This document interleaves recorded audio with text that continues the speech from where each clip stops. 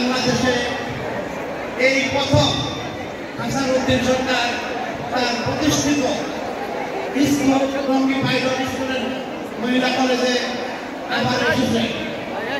আমি তার কাছে দাবি করব, আওয়ামী ফ্যাসিস্ট যারা এই প্রিন্সিপালের রুমে বসে সেই দিন রাসেল মতিগঞ্জের সাথে বৈঠক করে এই স্কুল কলেজের টাকা পয়সা লুটপাট করেছেন, এর একটি শ্বেতপত্র আপনি অডিটের মাধ্যমে দায়ের করবেন এবং জনপ্রকাশ্যে তাদের বিচার করা হোক।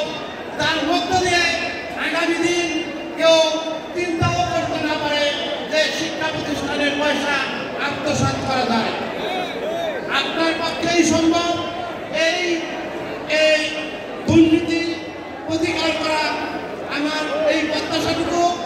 পাশাপাশি দীর্ঘ 17 বছর পর আপনাদের সামনে ইফতার মাহফিলে উপস্থিত হতে পেরে আনন্দ বোধ করছি এবং দেশনেত্রী বেগম খালেদা জিয়ার জন্য দোয়া আছে, তারেক রহমানের জন্য দোয়া আছে।